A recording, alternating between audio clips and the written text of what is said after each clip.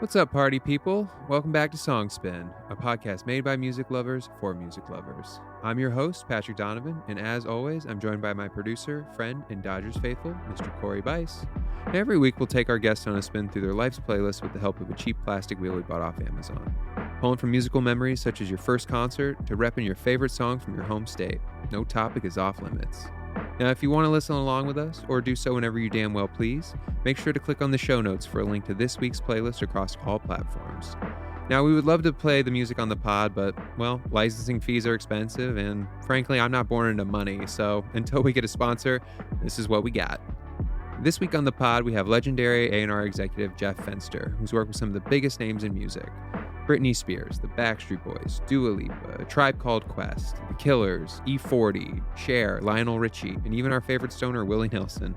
Now, the list could keep going on, but we aren't here to inflate Jeff's ego, so we're going to put a pin in it.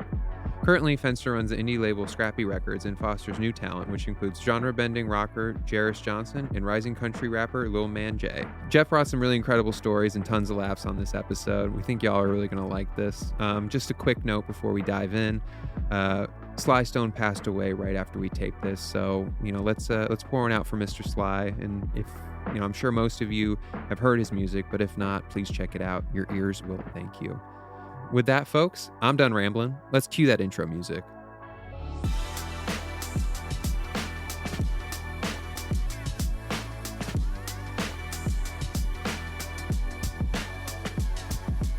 We are recording. Well, now we There are. we So go. behave yourselves now. Yeah, because that's gonna happen. That's yeah. So did your wife The chance dress of you? that, the Knicks had a better chance. Let's talk. We can talk about it real quick before we get into like music. No, shit. let's. You're not do like, that. let's. Yeah. You're Keep like, it I'm moving. already broken. I'm wearing He's wearing all Syracuse shit, folks. That's how Yes. low Jeff is That's right now how- with sports. I mean, are they Division I still, Syracuse? I'm not sure. Well, yeah, they are, but that's only because no one else wants to be Division One. Guys are a fucking joke. What is the mascot? Is it an orange or is it? Yeah, it's an orange. It's an anthropomorphic. Yeah, orange? anthropomorphic orange. Yeah, Yeah, Yep, yeah. that's what it is. Yeah, and fucking hillbillies in upstate New York.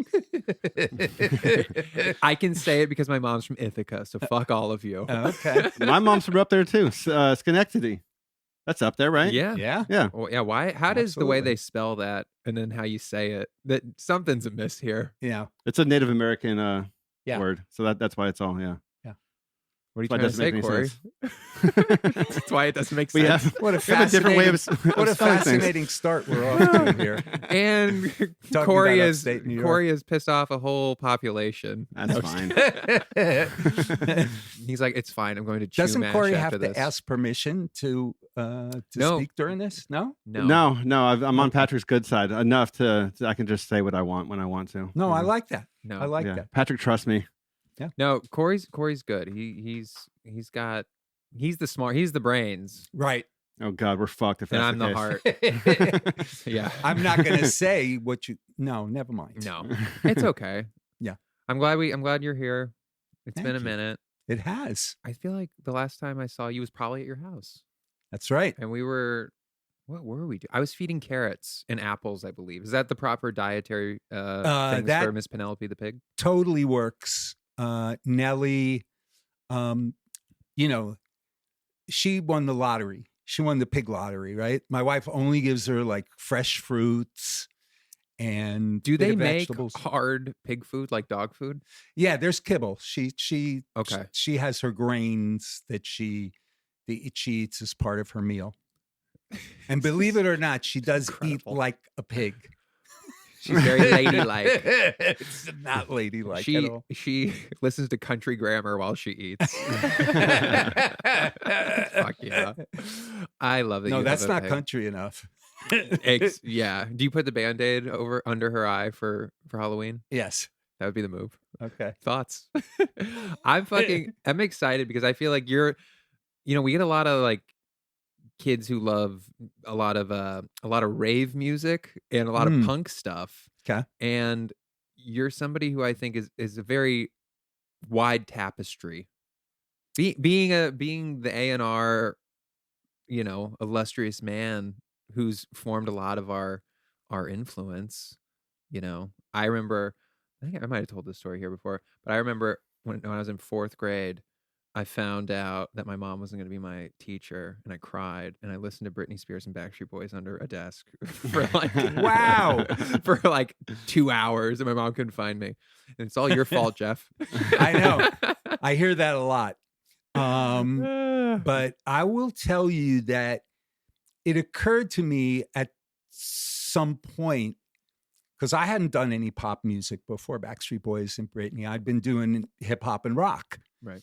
And it occurred to me at one point that we were kind of doing something, you know, pretty good in terms of like, Yeah. I'd say.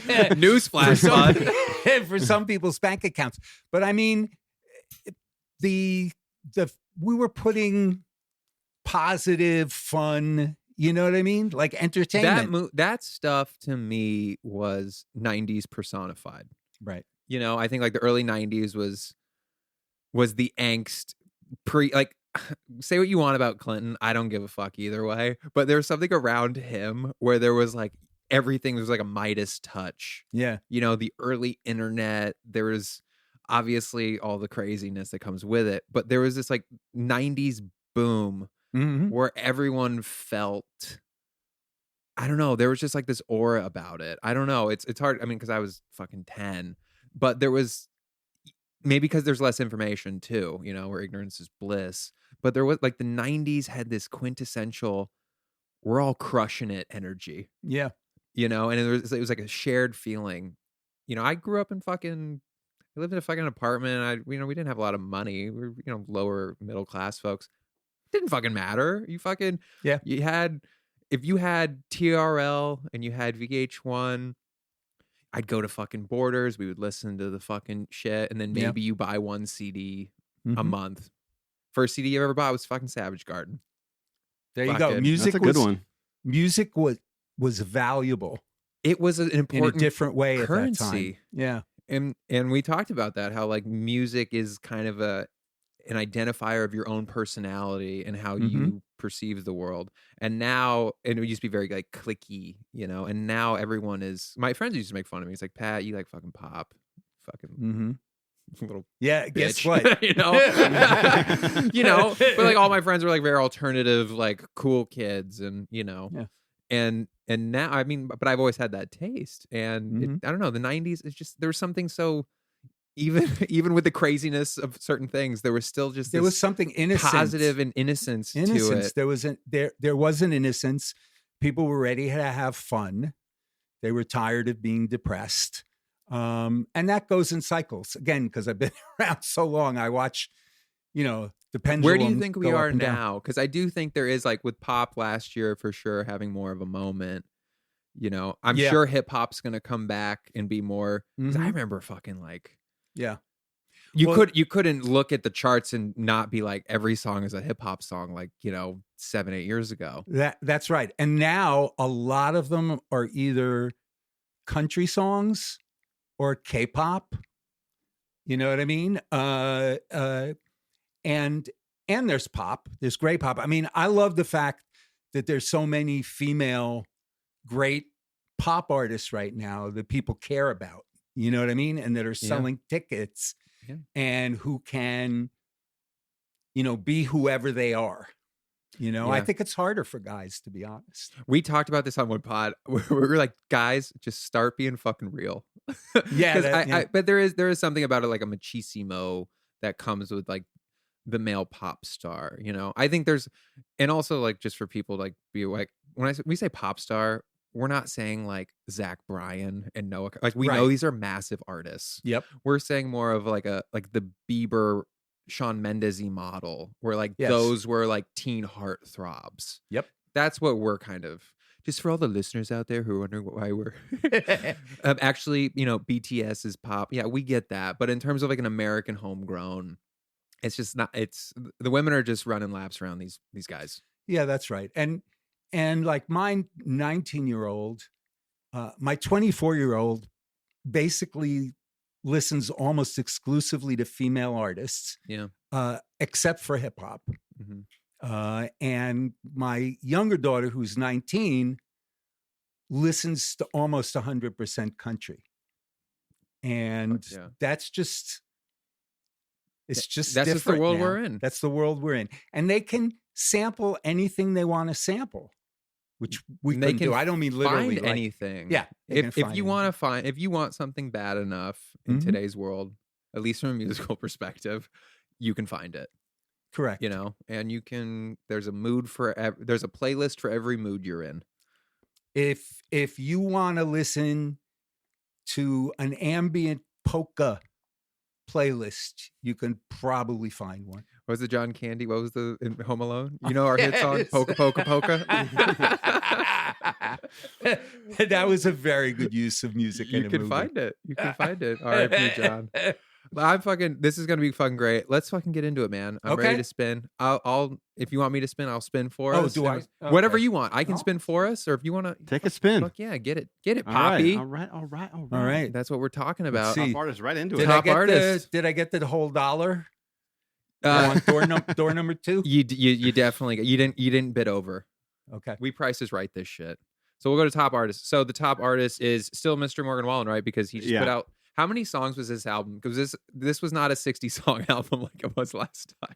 Yeah, I don't actually know. I haven't listened as much to this new record. Partly because as I said, my younger daughter who loves country, that Morgan Wallen is the guy who got her into it. So that early Morgan Wallen stuff is great. I did not know he doesn't write his songs. He writes some of his stuff. Some, okay. But country is one of those things, before we press play, country is one of those ones where they're showcasing and highlighting songwriters. Right. And putting them on a pedestal. And I think that's the thing where country artists, there's no artist tax. Correct. In a lot of ways. Where, sorry folks, but there are some of these artists out here who don't write a fucking word and they take publishing. And that's just the nature of the beast. Correct. But country, and I think that's where... Because they can. And listen, there's probably some, you can have an argument for it. I don't care to because I want to listen to the songs. But, in country, it's heralded as, writing is the most important part of it. And those people, every time they have a number one country record, everyone's partying. And there's a banner on Music Row. It's celebrated. Yep. Here is, hey, you got number one. We're not going to send this to radio, but here's $7. Yeah. And that's just the name of the game. But let's fucking listen to Morgan. We'll talk about it. What song do we have here? It's called Whiskey Glasses. Okay. I mean, the lyrics of this song, the cleverness of the lyrics here and the references to whiskey glasses, it seems very simple, and it is, but nobody ever thought of it before. And that, to me, is one of the keys to having a breakthrough kind of song, is to have this just genius, small concept or whatever that just looks at something differently than it's been looked at before, and people, if people can relate to it, right? Beer goggles. They were like, "What's a better way to say beer goggles?" Like, whiskey glasses sounds good. There's somebody like thinking, "All right, we're gonna make a tequila glasses equivalent for the Latin market." Soju something for K-pop. But this is one of those. Not that I know this song, but that's one of those ideas where you're like, "Fuck." Yeah, I wish it was there all along. Somebody just needed to come along and claim it. Who can we see who wrote this one? Yeah, of course. I'm gonna guess it's probably someone like Ashley Gorley or Ben Burgess. Ben Burgess. There you go. Kevin Kadish. Am I saying that name right? Kevin who?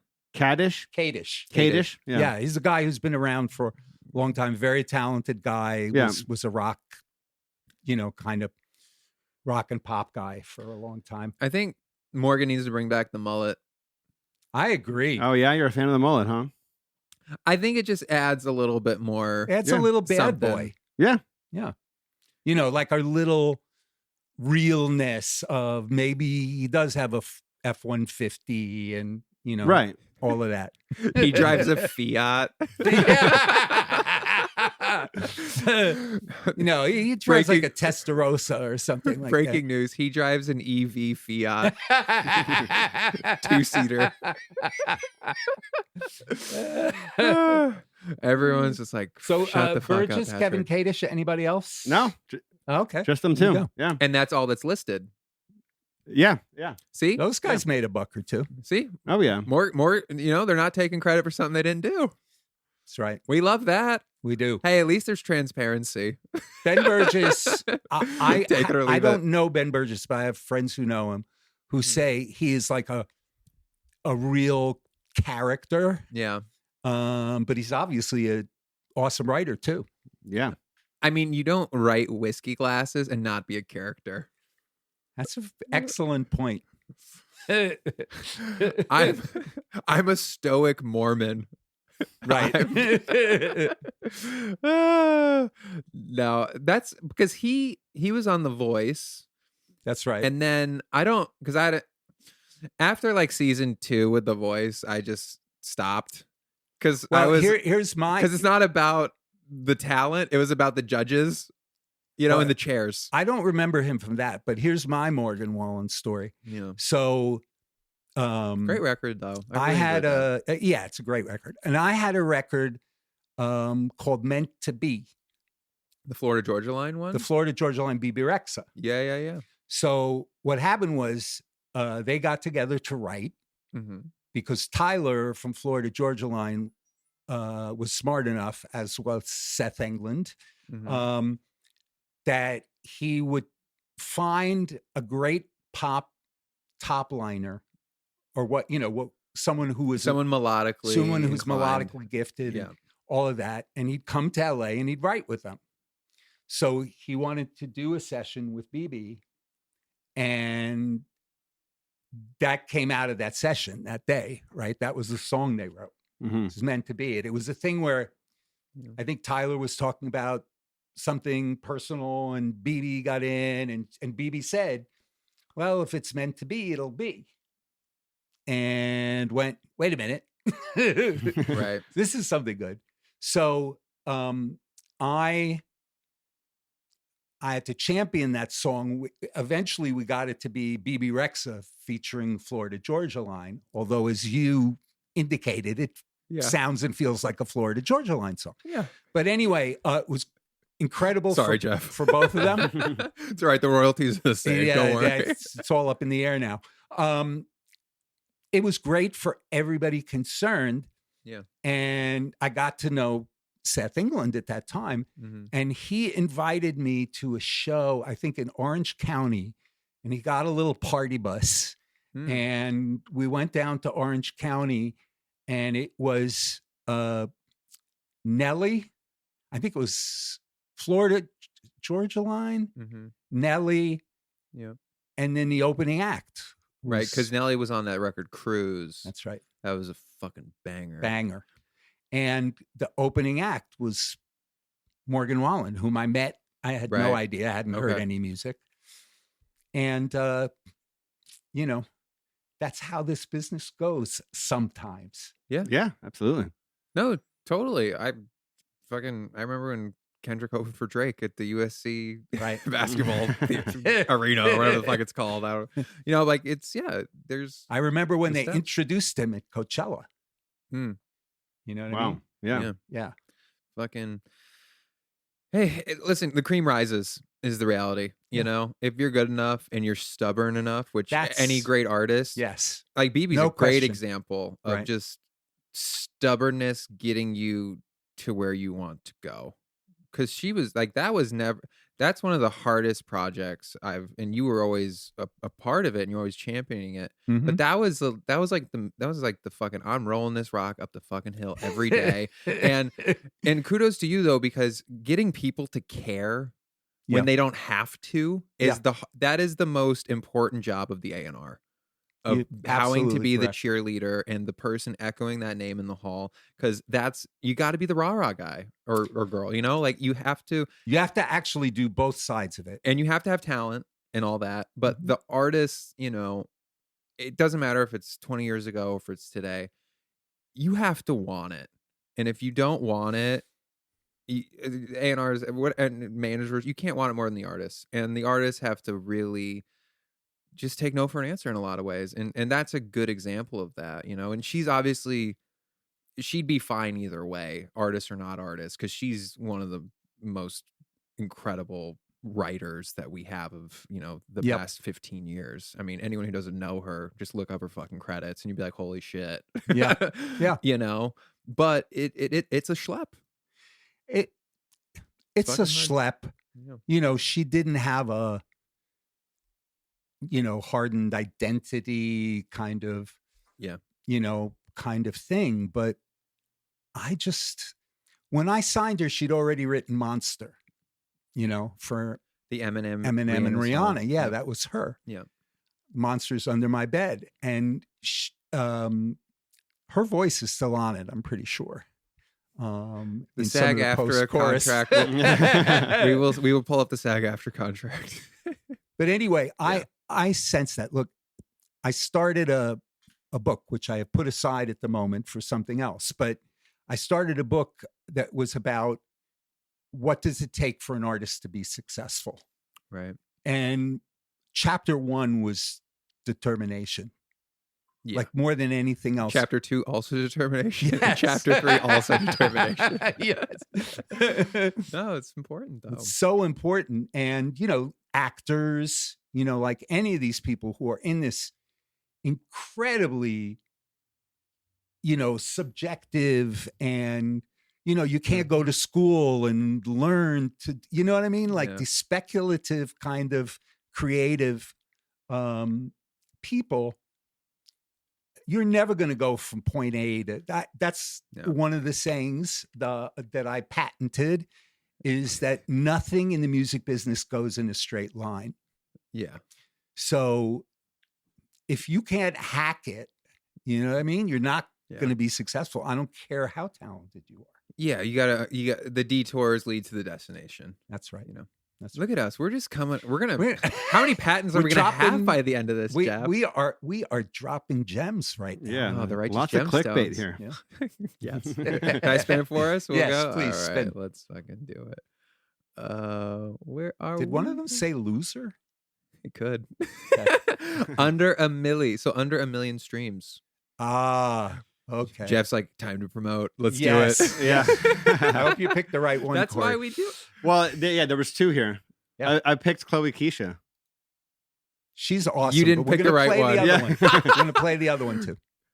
Should we just play the other one? Let's do No, the I that. love this one. Let's do both. Yeah. Okay. Why You want to do can't we- both? We can do Yes. both. We can do let's both. do Yeah. both. Okay. I love Chloe Keisha. Me too. I picked Yeah. Chloe Keisha because I'm a fan too. Yep. Yeah. Yeah. But whatever Jeff wants to plug next, we're fucking playing it. Because we're here to promote music and not get charged insane licensing fees in the process. Say what? I this is fun, by the way, guys. Yeah. But I discovered this one, you know, organically, right? Yeah. Just on my For You page or something. Or no, actually, I think it was on Fresh Finds.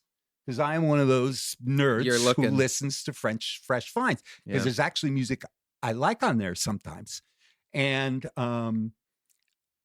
this one just jumped out of the speakers. She's built different. Yep.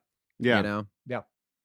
I think that's because I feel there's just it's a cocktail of so many things you like. Yeah. But then it also feels there's an identity that's one of one, you know? That's the trick. Completely. It's the trick. She figured it out. Like, Yeah. clicks I the bet she got really good grades in school. Oh, yeah. I get that kind of energy. Sex, Like, you're drugs, smart. and existential dread. Hello. Like you're smarter than all of us. Exactly. Like the collective IQ in this room. I do not we don't doubt that come for a close second. to the Keisha. No, No. not even Not at all. fucking close. And she's just fucking cool.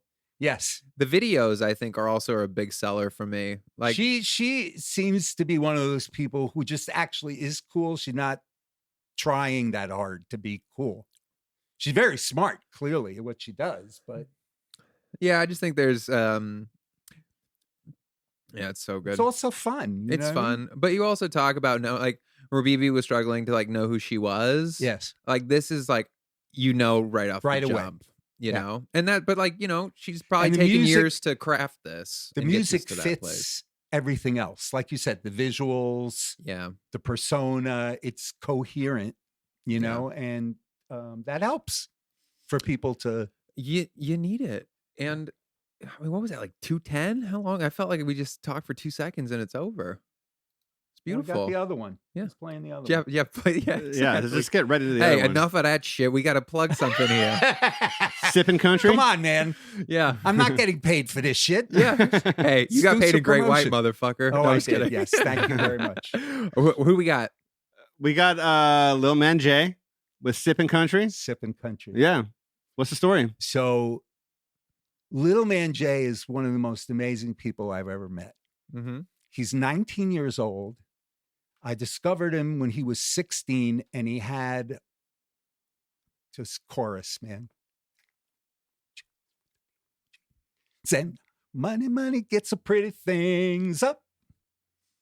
I wish we had No video right breaks. now because what you're doing right now is feeding my soul. It's like the Carlton, folks. I love it. It is the Carlton. Exactly what it is.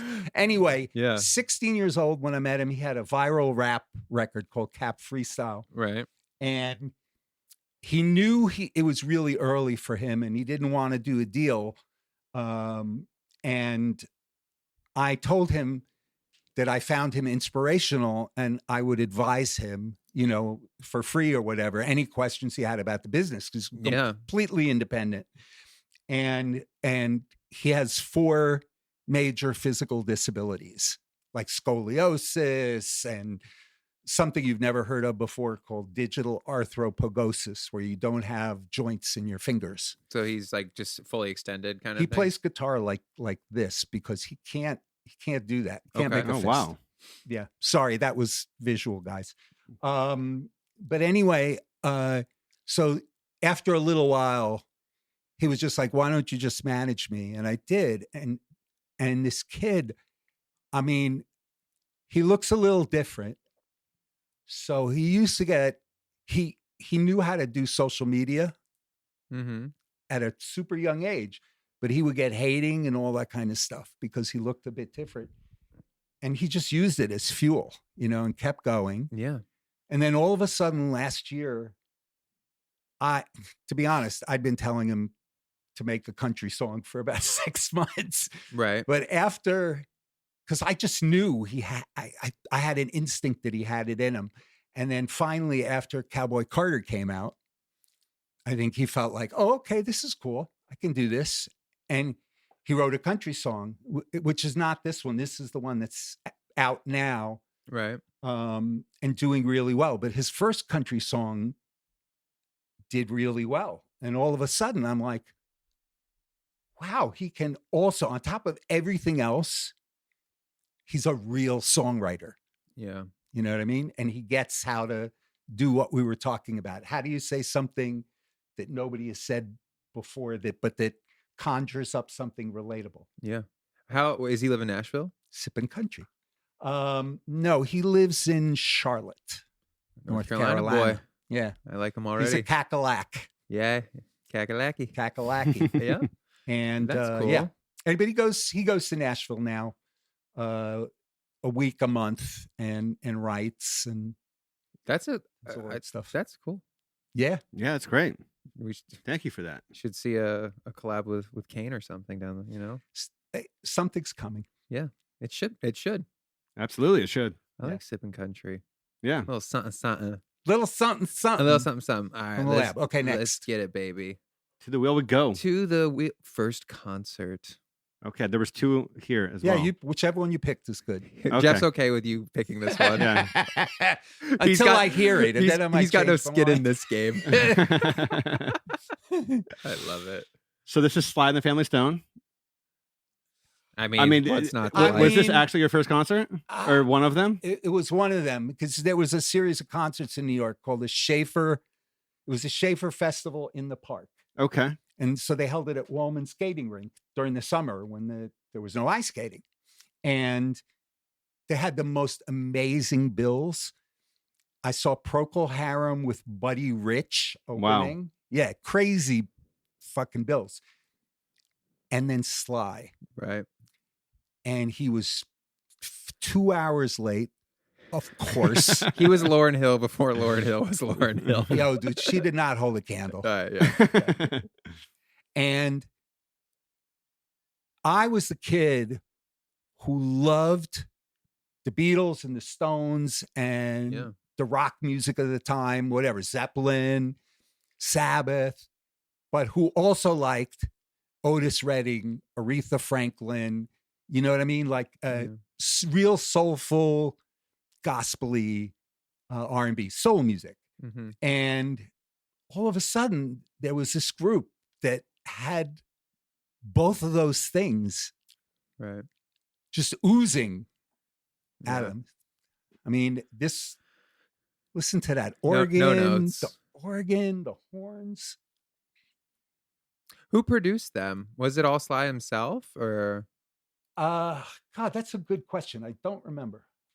Yeah, I mean, this one's Sly. Yeah, 100%. I think it was mostly Sly. Yeah. And by the way, the musicians, like the trumpet player is his cousin, and Larry, what's his name, the bass player, who some people say invented slap bass or whatever, but Larry Graham. Okay.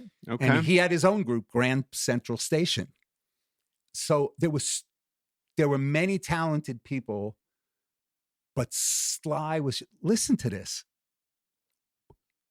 Love Sly. There are no words to describe, at least for me personally, how great this is. What about you, Patrick? Are you a Sly fan? Yeah. I love Sly. I like Everyday People. I like this. And then what's the there's another big I never went into a deep dive of Sly by any means. Thank you for letting me be myself. For letting me be myself. Myself, yes. Yeah, I loved because I did a study in like the history of music, one of my classes, and I was always like, why did he name it that way? It was just like I don't know, you're just on a different wavelength, you know, with just I anyone else would say thank you for letting me be myself, and then he says thank you for letting me be myself, and you're like, man, those are good drugs. Those are really good drugs. You name it, they had. They probably made some new ones, right? No, totally. Well, one of my favorite movies too is The Warriors.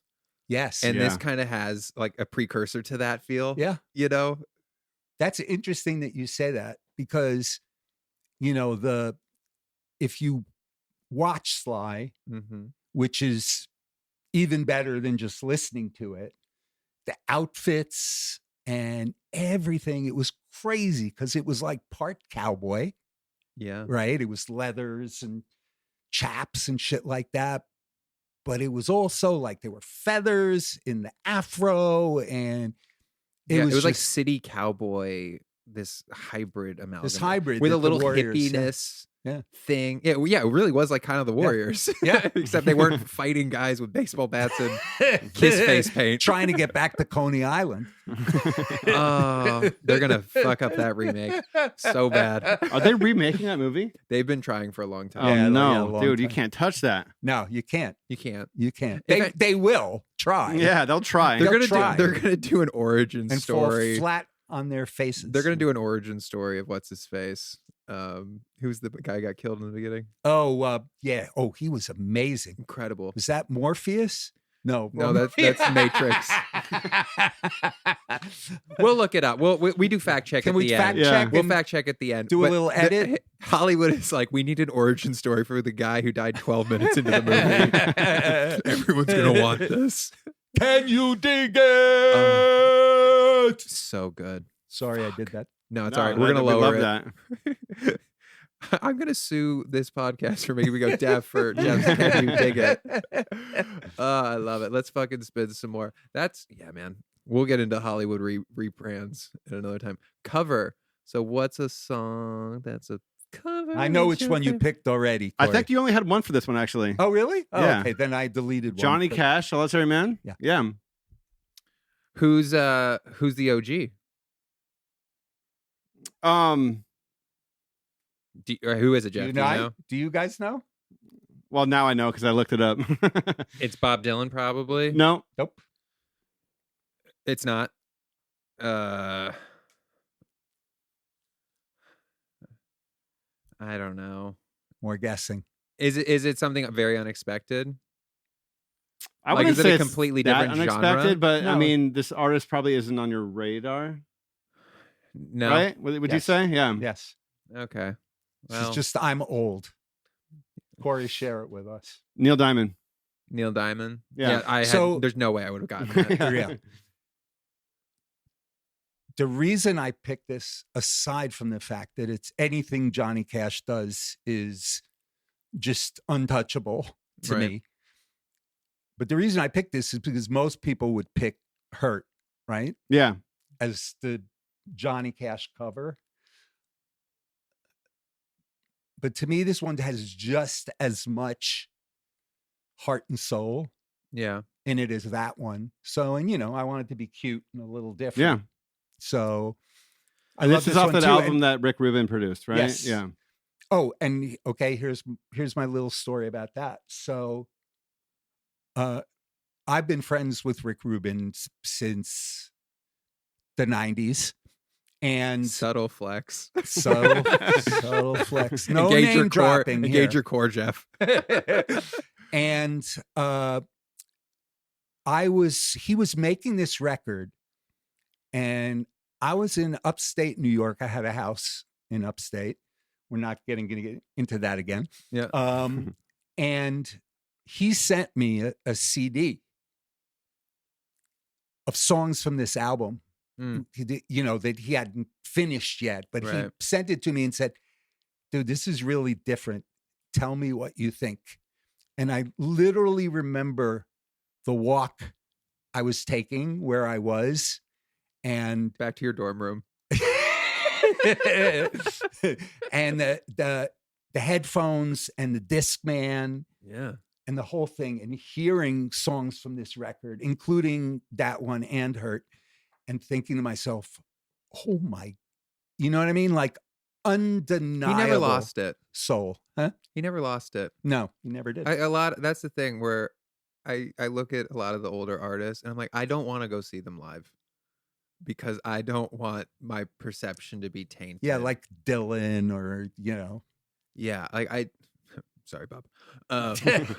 Robert. No, but I know what you mean. But though. yeah, it's just I want to have that sanctity of like, I don't know, like whenever you like I saw somebody famous say, I'm not gonna name names, at Great White. When I go pick something up, I'm like, damn, you look old.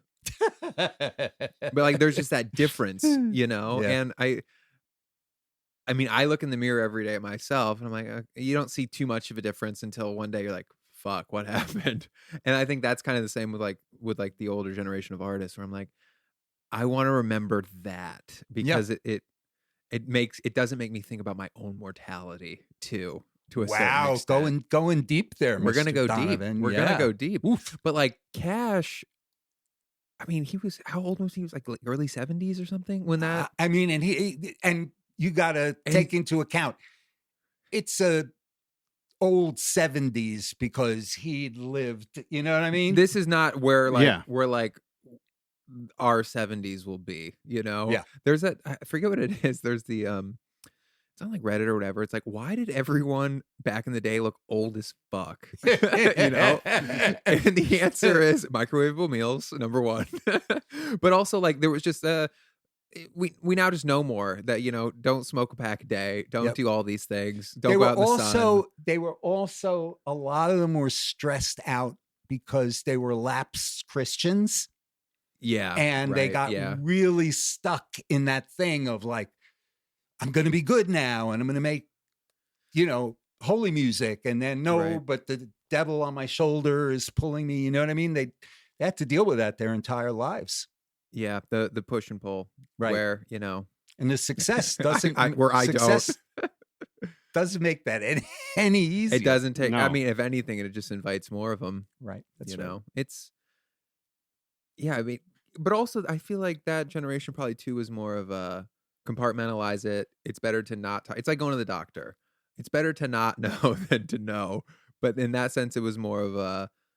I'm just gonna, talking about your feelings, talking about anything outside of like being to be a man and not be vulnerable kind of thing. But also now everyone's fucking, we're all open books in a lot of ways, which I think is really good. But also, like, I don't need to hear what a lot of people have to say. I'm sorry. Yeah. Like, I mean, look, the other thing that happens, and why you don't necessarily want to revisit those artists is because the more recent music that they make, which they insist upon playing Mhm. when you see them, is not as good because they've lost the hunger.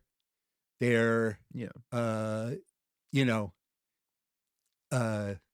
well fed and happy. You know what I mean? And they just can't, a lot of them, not everyone, but a lot of them can't access the things that they did when they were younger. Well, there's a shadow. And the world has changed. And there's a shadow, Yes.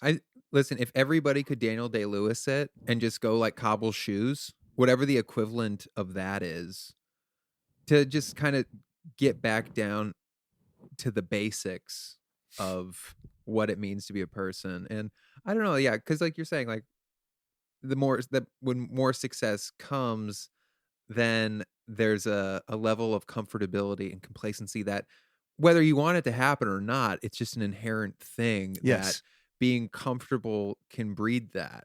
Yes. And I think that's why the people that, like Cash, were like, I don't listen. Someone's probably like, well, actually, he didn't do that. He was whatever. Like, I don't fucking know that guy's history. But there is a level of growth that comes with living outside your comfort zone with a lot of this stuff. Yeah. And I think that's where the ones who are like, listen, Springsteen hasn't written a Billboard hit in however many fucking decades, right? But it doesn't matter because he's still tapping into what's true to him, and he's still forever a student in that respect.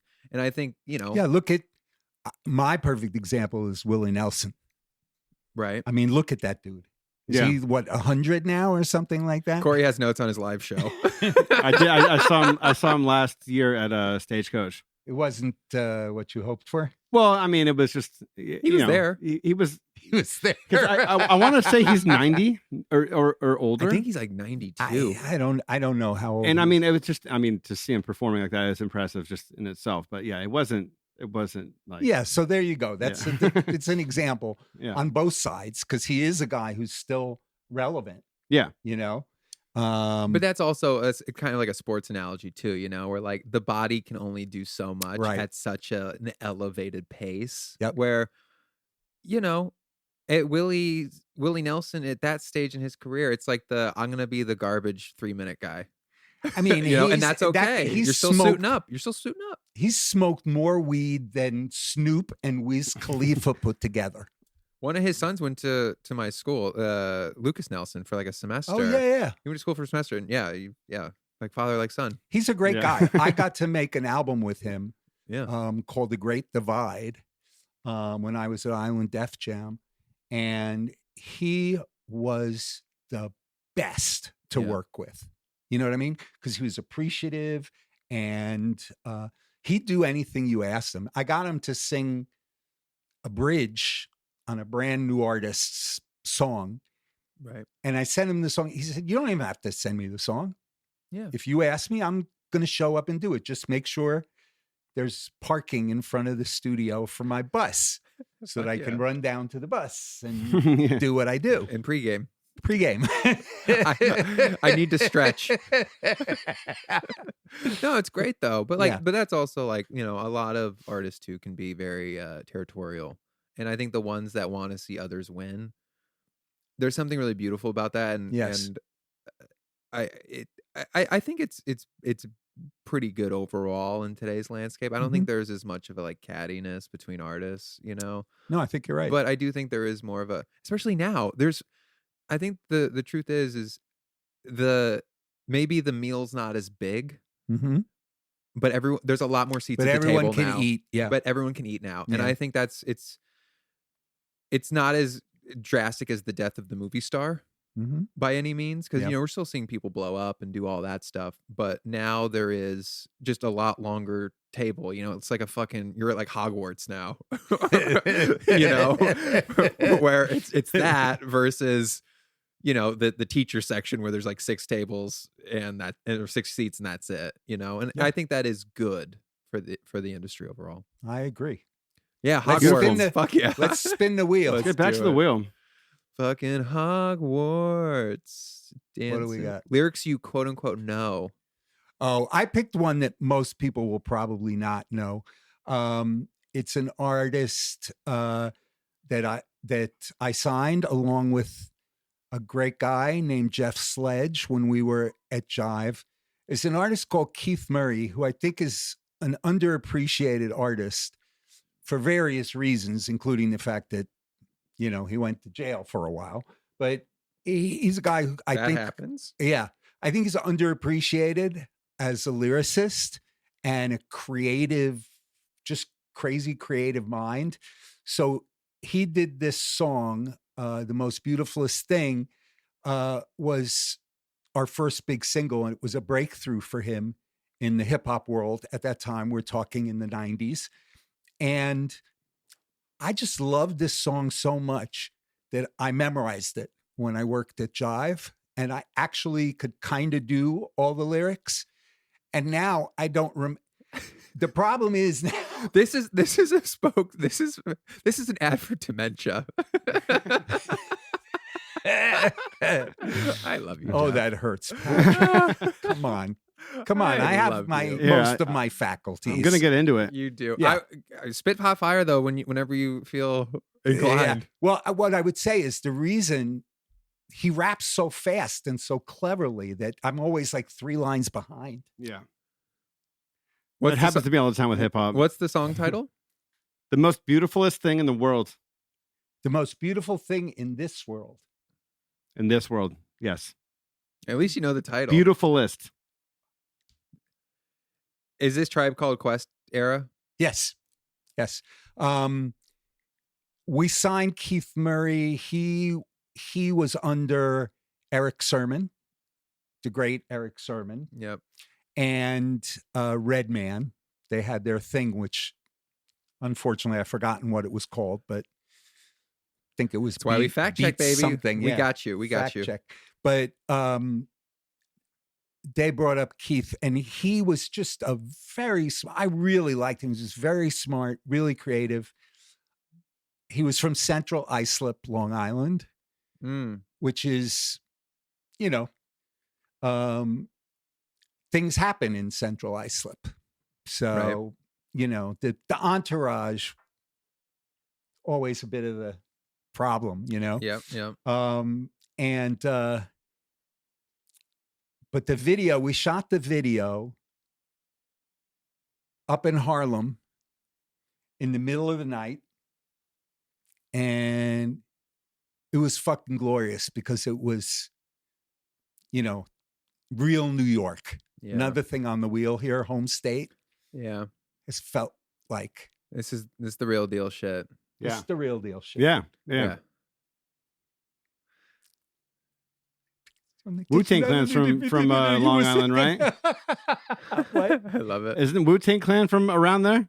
They're from Staten Island. Staten Island. Okay. Yes. I knew it was one of those islands. Yes. Yeah, one of those islands. The Island with the Nonas on Netflix. I've been to that restaurant. Have you been to that restaurant? No. It's great. Awesome. We had I should go. homeless ladies yell at my mother and Chloe's mother. It was great. I hung out with Vince Vaughn once for 2 minutes, Phenomenal. and then he left. It might have been because of me. I'm not sure. No, never. If he knew you better, he would have stayed. That's good point. You know the Patrick. truth here, bud. Come on, Vince. It's so funny how I'm the other Larry David, for Christ's sake. if you yeah You are. exactly. You Yeah, are. I am. Uh, My cousin Sue called me the first season. I don't know if you guys remember the first season 2000. of Curb Your Enthusiasm. yeah. It wasn't that big yet. It didn't Yeah. No. hit right away. And my cousin Sue, who I'm very close with, grew up with, she called me and she goes, listen, there's a show on HBO. And I said, what do you mean there's a show on HBO? HBO shows movies. And she goes, no, there's a show on HBO. I might be getting that wrong because this might be post Sopranos, probably is. This but- is a little bit after. Around So- same time. So But you rewind. maybe, yeah, but in you're any fine. event, she said there's a show and it's about you. That's what she said. You co-created Seinfeld. Unfortunately, I don't have that part of the I legacy. don't get that cash. Yeah. But go continue. I want to know. So she was just like, you need to watch it. Yeah, she was like, you need to watch it. It's about you. And I watched it and it made me extremely uncomfortable because I said that it's me. Yeah. Like, It's great. I do all that stupid shit that he does. You're not that neurotic though. No, I'm not as neurotic as No, that. no. But I can be. You can be. Depends But your what- default is not that. But it's also like it's a character on a show, right? Yeah, So I it's don't know like, if he's playing. Do you think he's playing the character? I think it's pretty close to home. I mean, I think it's him, but like times 10 though, or you know what I Yeah, mean? maybe times 2. I'm gonna go like one. Yeah. I'm going Patrick's 1.5. 1 to 1. Yeah. Yeah, it's pretty. Yeah, it's. I don't think it's as far fetched as we think. Great. Hey, honestly, good job landing the plane on that show though for the last episode. Yeah, no really. doubt. I was very Yes. because the Seinfeld was a very mixed bag Yes. ending situation. I watched it when I was like 9 or whatever how old I was, the finale, because I would just rewatch like the Soup Nazi episode and like all the stuff that was always on reruns at whatever the stations was, and I was like, man, I didn't even like it like as a 9-year-old. The ending of Seinfeld. Yeah. So I was on that side, but then Seinfeld, the way that Curb, the way they brought it all back Yes. to that, Yeah. I thought was fucking genius. It was genius. I mean, it's again, it's easy. He's such a convincing character. Yeah. No matter Yeah. what the percentages are of Right. how it's exaggerated or not. Yeah. He's such a vivid, like that's Larry David. We know if we meet him somewhere or whatever by chance, we expect him to be. Yeah. Him Larry looking David. miserable at the courtside at the Knicks games this postseason. Those are like probably like $60,000 seats. I And know. he's just like the popcorn stale, like it's, Yeah. I fucking love him. That is exactly right. It's fucking great. It is awesome. He's let's fucking spin. great. Let's spin. Fucking beautiful. First Love. Okay. Take us back. Were Here you we sure? go, buddy. I want to know about the First real Under love. the Boardwalk. I'm just gonna start it. Start it. Do you feel like this song is forever changed because of coronavirus? Of course.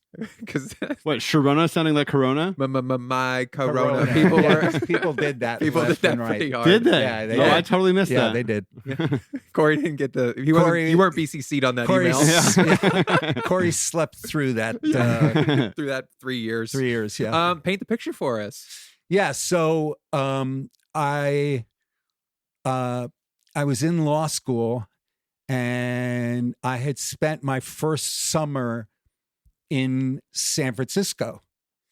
And while I was there, I met a girl who was an undergraduate student at Berkeley. And Trouble. yeah, and she was Protesting every Thursday through Sunday. She was super smart Yeah. and she was hot and she was a little crazy, like everything you look for, Right. The Holy Trinity. the Holy Trinity. And I Wait, where did you study law school? I went to law school in New York. I went to Columbia, but But you were just I out was there. working. I had a summer internship at a firm in San Francisco Okay, just cool. because I I wanted to Yeah. try San Francisco. Yeah. Fuck humidity. Yeah. Also, fuck the yuppies that were already there. Too many of them at that time. Yeah. But anyway, this was our song. Yeah. Like We would blast it in the car late at night, driving around. was this This was our song. This was the song of that summer kind of thing in Yes. terms of like on the radio and, Yes. and all that stuff. Yes, I mean, it's very easy to forget what a big song this was. But it was like ubiquitous, Still one works. of those ones, and still works. Fucking works. Still works. You know, there are various reasons why they didn't come back. I actually worked with them for a little while on a comeback record that didn't happen. But Yeah. So was this just a summer love? This was I was ready to get engaged. I was ready to take the love plunge you. for the first time in my life. Yeah. And I was coming to the end of law school, and I spoke to her and I said, I could go to San Francisco after I graduate, or I could get a job in LA or even New York. Right. Like, where would you want to be? Where should we be? And she said, I don't care with you, you know, wherever you choose. Right. And I chose Los Angeles. And she said, wrong answer. Ice cold. That was one of those, it's a test. You don't think it's a test, but it's a test, bud. Yeah, well, look, I mean, women are so much smarter than men. I don't think that's a controversial thing to say. No, men are dumb and women are crazy. Yes, she was a few steps ahead of me. You know what I mean? Yeah.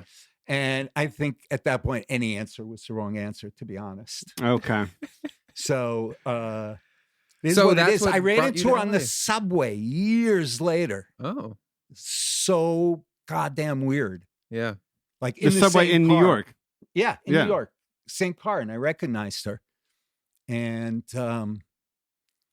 it was weird. I don't remember who I was with, but I couldn't really get into a conversation with her. Right. How So- long did this last? Just like a 3-month sitch? No. This lasted because I went to San Francisco my first summer after law school. Okay. And this lasted until I got out of law school and decided to move to LA. So this was 2 years, a long time. So what was are we switching flights every month? What was the situation? Or were you guys just on your rotary phone? Yeah, we were on our rotary phone. It was a long distance. It's probably why it was. That's gotta be Doomed. fucking, so I can't imagine doing long distance pre like Skype. Yeah, I know what you're saying. Like, yeah, like just because at least you can see the face, right. you know, like it's got to be so hard to maintain that connection. Because, like, I mean, it's Yeah. just an audio only relationship is. Or did you write like postcards? You do any of that kind of shit? Or? I didn't do any of that shit. What are you talking I about? don't fucking know. You're the guy. Postcards? You're the guy who was like, "Fucking, I'm gonna marry you," and she was like, "Nice try, bitch." Yeah, yeah, that's true. You know, That's true. you know, hey, maybe if there were more postcards, What Jeff. does? Yeah, maybe. in alternate, there's an alternate universe where Jeff did postcards and he's living in God damn in it! San Why didn't I do Francisco. those postcards, Patrick?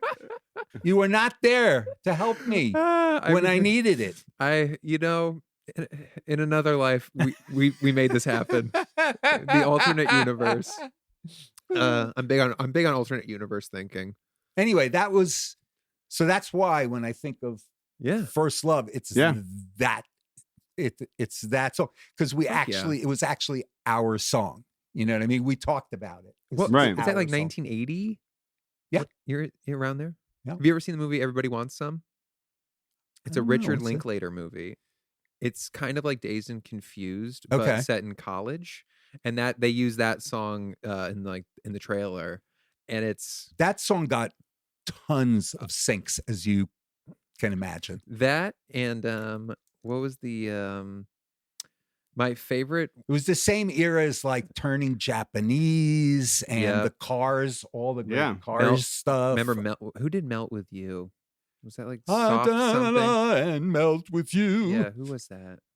I don't know. But there them, was Flock of Seagulls. Them being there a Taco Bell was commercial. Incredible. Who was Melt With You? Now I am embarrassed for the first time. I just like because one of my intro. Because I mean, obviously, in the '80s, like the Hughes movies and all that stuff, it was very that. But I remember "I Melt With You." I love that song, but it was used in like a Taco Bell quesadilla commercial.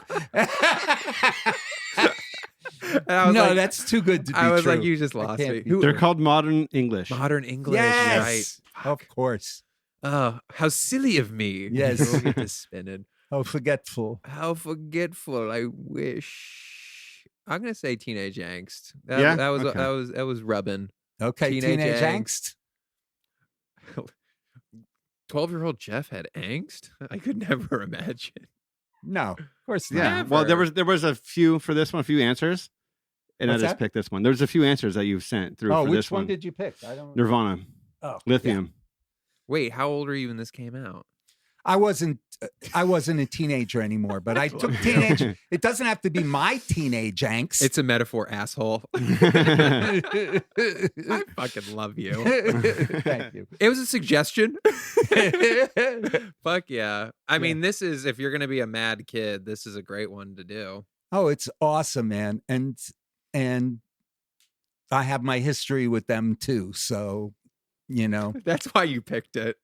That's part of the reason. I'm no dummy. Yeah, I know you. Let's hear a story. I need an anecdote. But this is, so I met them early on.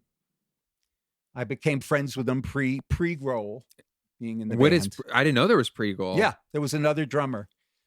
And Kurt would call me. We were on like a, just talking on the phone, kind of with spaces, kind of like my you guys both had your rotary phone. That never was. Kurt got postcards. Yeah, Kurt got postcards. And he would complain to me. He wanted to make a change. And he called me one day and said, "Oh, we found the drummer." And I was like, "That's awesome. Who is it?"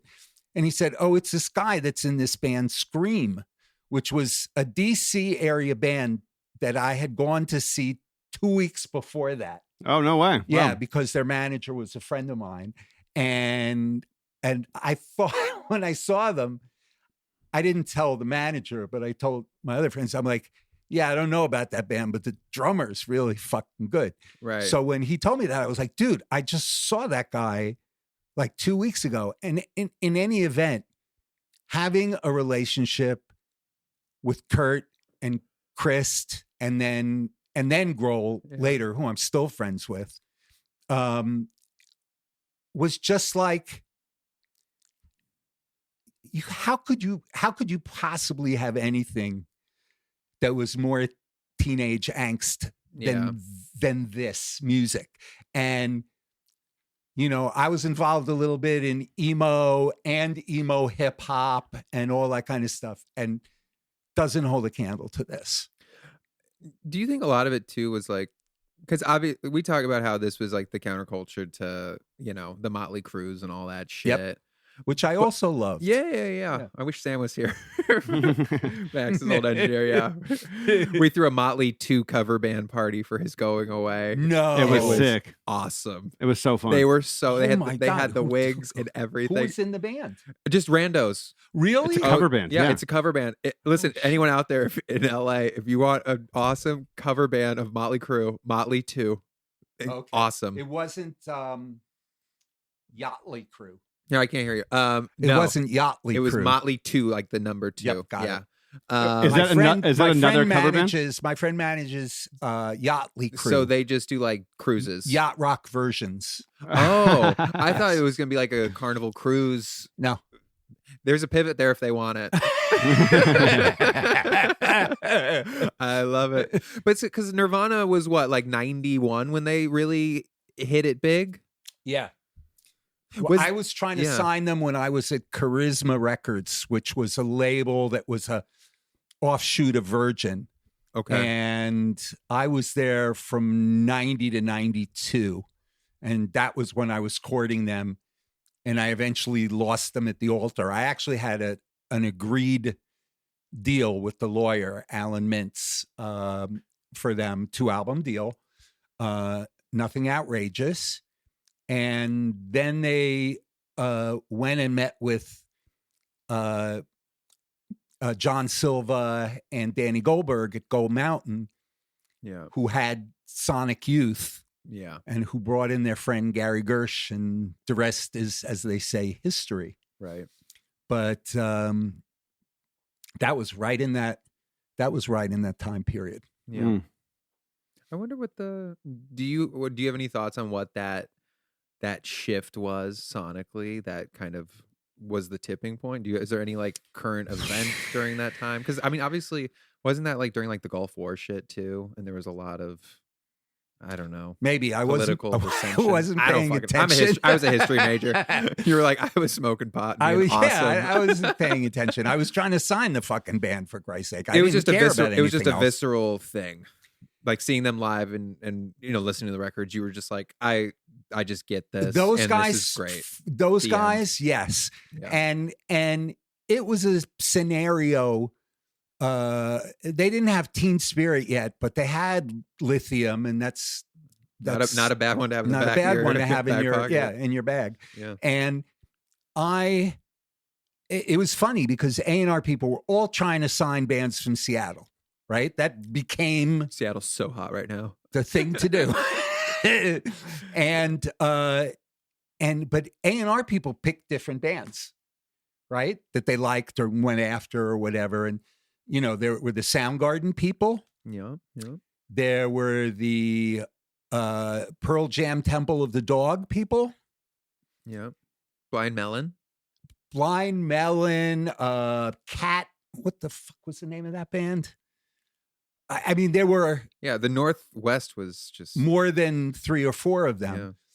And I was just a Nirvana guy. Like, that was, you know what I mean? I like, by the way, nothing against Soundgarden, great band, or Pearl Jam. But Nirvana was... It was just more your cup of tea. That was just... From your own stylistically, like your own, I like this more than anything else. I was like, I just resonate with this. I resonated with it, with the lyrics, with them, with their performances. Yeah.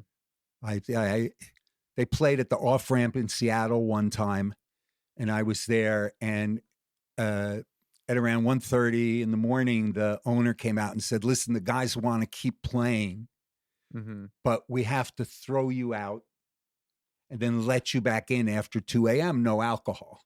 Right. And so a lot of people left.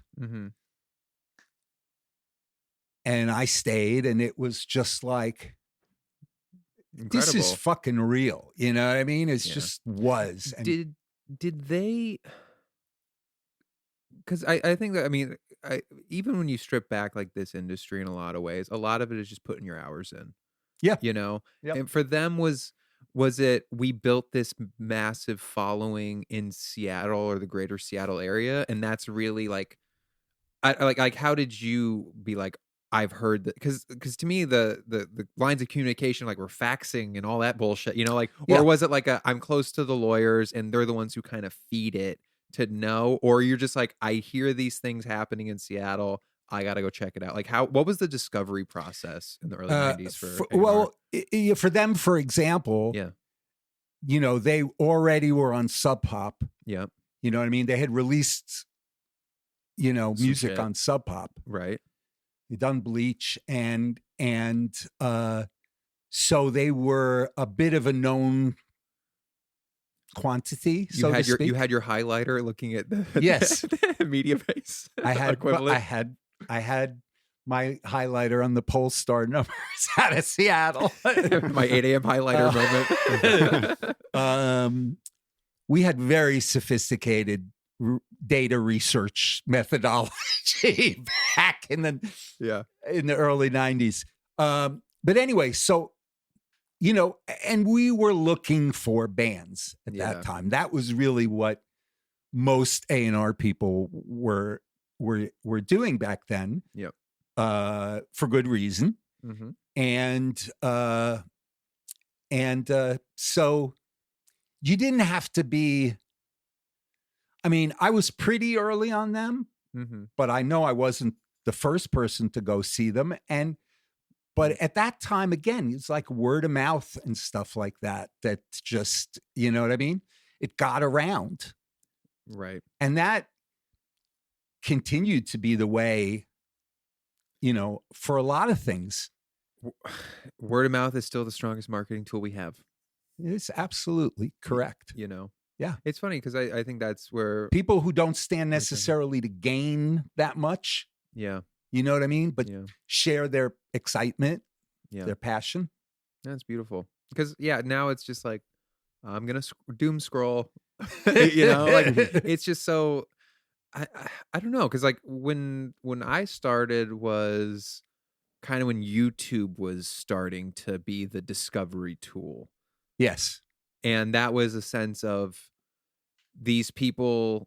I mean, but there was MySpace before that. There's all these other things before. Like nothing is new, and you know, like in the sense, there's always the primary means of discovery. Yeah, and like for my time was YouTube, and how do you discover those people who are building fan bases, right, and building an audience, and maybe it's them in a certain enclave or community within America. You know, it was like in the late 90s, early 2000s, it was like that Atlanta singer-songwriter kind of shit. Yep. You know, like the mayors and all that kind of stuff. And and utilizing technology to gain a wider fan base. And then, you know, but I still think at the end of the day, you got to play and you got to continue to hone that craft. And I think that's where people are starting to, now we're hearing so many more things that are less programmed. Like everything's, we're starting to get more of a feel of real instrumentation coming back. And also people just,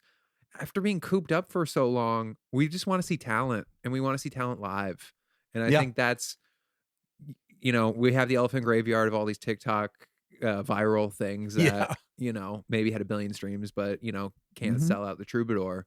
Yeah. But I think people are now getting back to, you know, I want to go see something and experience it and feel it.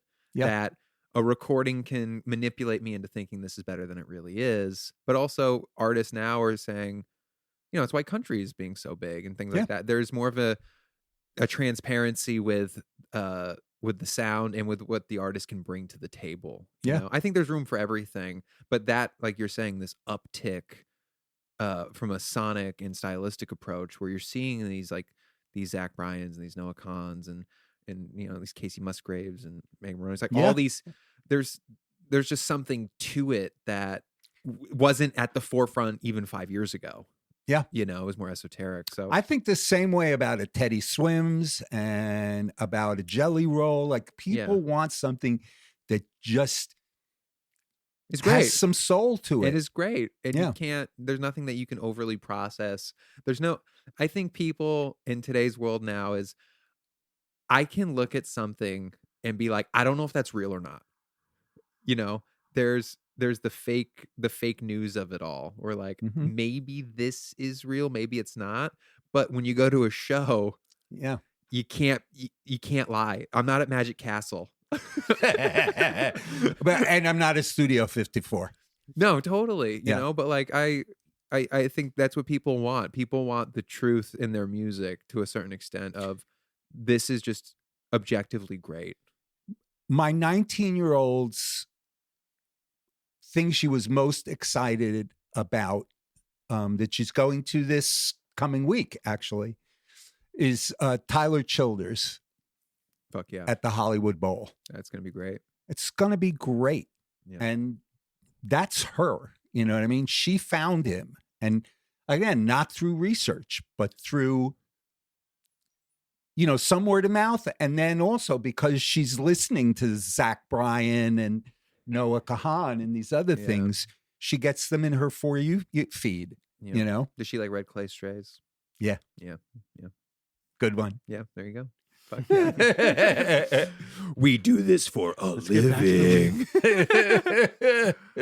Guilty pleasure. Ooh.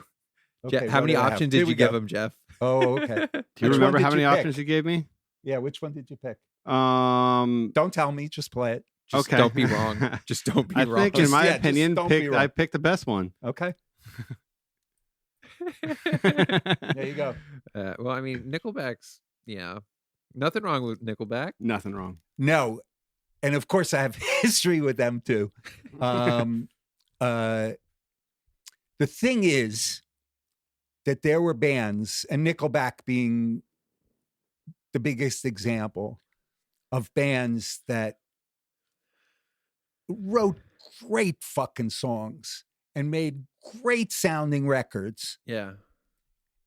And for whatever reason, you know what I mean? Like people just decided that they liked to hate on Nickelback. Yeah. And I mean, I understand it if you're like a real metal person or something, you're not going to like this. You know what I mean? But it went to the broader public of somehow they're not cool. They're all this. Part of it was probably because they're Canadian. I thought that would help them more than hurt them. I never understood it. And by the way, when I did get to work with them, Chad, again, I'm friends with him to this day. And Chad is I've had so much fun with him in Vancouver. You know what I mean? I've been to his house. I've been at the annual softball game back in the day. It was his team against Joey Moy's team. But does he have a bathtub? Joey's done okay. Yeah. But does he have a bathtub you can play baseball in? Or that's a real lyric from Nickelback, by the way. Yes. I think maybe that line is where they started to be like, yeah, Patrick, you just totally. You're like, yeah, that is a little. You cut douchey. the legs out from under me here. Can we go to the other song I played? Maybe. No. I think Nickelback, because I remember finding Nickelback when they were on the Spider-Man soundtrack, and they did "Hero" with I think Josie Scott. With Josie Scott from Saliva, which was one of our I bands thought was at fucking Def Jam. Yeah, incredible song. It was, and I think there's a lot Who of wrote that song. Ashley Gorley. No, I don't know. I mean, we can look it up. Hero by Nickelback, Corey. Okay. But I think that was. I think if there's a little, if I'm just reading why if I'm hypothesizing, because I like Nickelback in the sense of like you cannot deny these are bangers. Yeah. Like if you're gonna hate this, then you also got to shit on like Three Doors Down and like a lot of that stuff. But there's just more hits, so there's more reason. With success comes hate. Yeah, you know. Yeah. But I think the problem is that like I think Chad is a little cringy. Yeah. Okay. But not in a like you're an asshole. I think it just comes across as more of a little like it's a little like try hard. Whether it's real or not, just the perception. Yeah, you know. Yeah, like if like some of the videos, like he's not doing himself any favors. But that being said, like in today's generation, like Imagine Dragons is the new easy to hate kind of thing, right? And like Dan's like the nicest dude ever. He talks about he's very open about a lot of shit, and he's very. He's done a lot of good for like the community, and he has his whole thing too. But I think the real thing is people just like to hate on success, you know. And also like I think with Nickelback and like Imagine Dragons, like there's a sanctity to rock and roll, you know. Yeah. And this is more of a commercial product of the industry versus a Nirvana, I'm shaking hands with the devil and I'm going to talk about it. Right.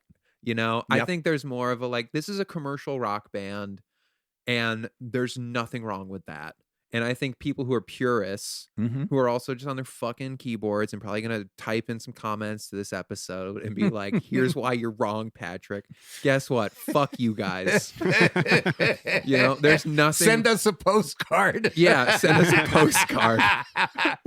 Like, but that's the thing. Like, yeah, you can point out flaws in every single artist and all this kind of shit. But the reality is like, with success comes hate, and He's a Fuck really off. good songwriter. He's I a really mean, good, and it's you know, pop. It's pop. Yeah, Like, let's it's be pop. real. Yeah. It's pop hyphen rock. You know. By the way, if you go see them live, Yeah. okay, they fucking rock. You know what I mean? I would have it's no like the songs problem. are great pop songs, Yeah. yes, but they are a real fucking rock band. Jeff, whenever they're here, let's go. Okay, we're 'Cause doing it. I'm inviting myself to that as Give well. me a fucking $80 beer. And you know what? You know what concerts I like? Concerts where I actually know most of the music. Yeah. And they have enough hits where, like, I'm not an active listener by any means, but I grew up around that time and I'm going to know at least half the fucking set. And that's like what It's a guilty pleasure. Guilty pleasure in the best kind of ways to me. The other I think so too. The other guilty pleasure songs I think I had a Derulo song on there. Yes, And very of guilty course, pleasure. of course. / And, trauma. And then I had It's My Life, Yes, exactly. which is connected with connected this to- fine facility here. Exactly. And you know, Those are great choices. What Thank you. Derulo song was your I was good. Talk Dirty. Swala-la-la. Swala-la-la. It was a big record. I couldn't believe how big that record was. Me too. But I loved Talk Dirty. I loved Wiggle, that whole era. That was the era of whistles and horns. Yeah. Where Trumpets. Brass Trumpets was great. everywhere. Yep. Everyone's like, guys, we had our songs an 8. How do we make it a 10? I got an idea. Do you Let's know who add wrote trumpets? Trumpets For for Derulo? Sean Douglas. John Bellion. Okay, I was wrong. John Bellion wrote it. And at the last minute, he wanted it back for his artist thing, which he was kind of just doing live shows and stuff like that. And John Bellion's a very, very talented man. yes, I couldn't agree more. And I had to talk him into giving us the song for Jason. And I had to tell him, because we had so many hits at that time, I was that like, the 4 album or which Yeah. album? Yeah. yeah, and it had, you know, Talk Dirty and Wiggle and now I'm getting a brain fart, the Ian Kirkpatrick song, the biggest one of them all. Want to Want Me? Want to Want Me. Yeah. And so I had to tell Bellion, I guarantee you, dude, that this is going to be a single and it's going to be a big record. Just ride the wave of Ride the all wave. this. It's probably going to be like 4th. Because we also had the Ammo song that we started out with, which was also really good. But fortunately, in that particular case, we did indeed get to it, and it was a platinum record. And it's a fucking great song, regardless. You know, like and a brilliant idea by Bellion. But Plus, I don't know who the fuck else would. Huh? I don't know who the fuck else would make sense for that Trumpets record. Well, the interesting thing is, if Bellion did it himself, Right. it would be looked at very differently than Jason Derulo, right? Well, yeah, because it would be like, this is an alternative song. Correct. John Bellion. What was the So- one song he had? I mean, he's had a few as an artist, but there was what was the? He has a song out now that's him and Luke Combs. Okay. Yeah. Isn't that crazy? I mean, hey, if you got it, baby. John's incredibly talented. Yeah. He's John, if you're do whatever the listening, fuck- we think you're incredibly talented. come on this podcast and we can talk about things, John. Song with a sample. Sample size me, baby. Hit it. Can we just get straight into it? Let's And Fucking Chad go. is 100% writer on Hero, by the way. 100%er. Who Yeah. is it? Chad? Yeah. Yeah. On Hero. Yeah. Fuck. Yeah, hate that, haters. Yeah. Song with a sample. Here we go. Bathtub. he's got. What's the sample? You know what? I don't even remember, Yeah. to be perfectly honest. But this is. And what a what's your record. history with House of Pain? So, Or is there? This record was produced by DJ Muggs. Yeah. DJ Muggs, shout out to Muggs. And he was in a group signed to me Okay. called 7A3. And he left Well, when 783 kind of fell apart, he went to Cypress Hill. Yeah. Right? So he was in Cypress Hill. He produced their stuff. And when this song came out, it was just like, and I was living in New York when this song came out, and it was everywhere. Yeah. You know what I mean? What Still year is this? Like 92? I think a little later than that. Later than that? Okay. Yeah. No, wait a minute. Yeah, I think a little later than that, maybe. Tell us what year this was. Corey, the man with the answers. Yeah, 92, it looks like. 92. Okay, there you go. Yeah. So, but can you imagine? Again, is there anything more New York than this? Yeah, for real. I don't know if there is. Yeah. That's a long discussion. By the way, Everlast. Yeah. It's a real fucking New Yorker, that guy. Oh, I didn't know that he was from New York. I don't even know if he's from New York. Okay. But he lived in New York. He made these records, and he was a tough guy. Oh yeah. Yeah. That comes across in his music for sure. It does. Well, the whole Whitey Ford thing. Whitey Ford was a pitcher for the Yankees. Okay. Yeah. So I'm pretty sure. By the way, Whitey Ford, great pitcher. Yeah. Lefty. You must know Patrick. Whitey Ford? Yeah. What about him? We're saying, because we were saying, is in fact Everlast a New Yorker? And I said, well, he named his album Whitey Ford. I mean, that's pretty. What was his I didn't big know that single Whitey song? Ford was the Yankee, if I'm being honest. Really? Okay. What, Everlast? Yeah. What was his big song? It was What It's Like. What It's Like, Sing yeah. the blues. Yeah. Yes. Fuck yeah. After House of Pain. But yeah, Whitey Ford's in the Hall of Fame, dude. okay.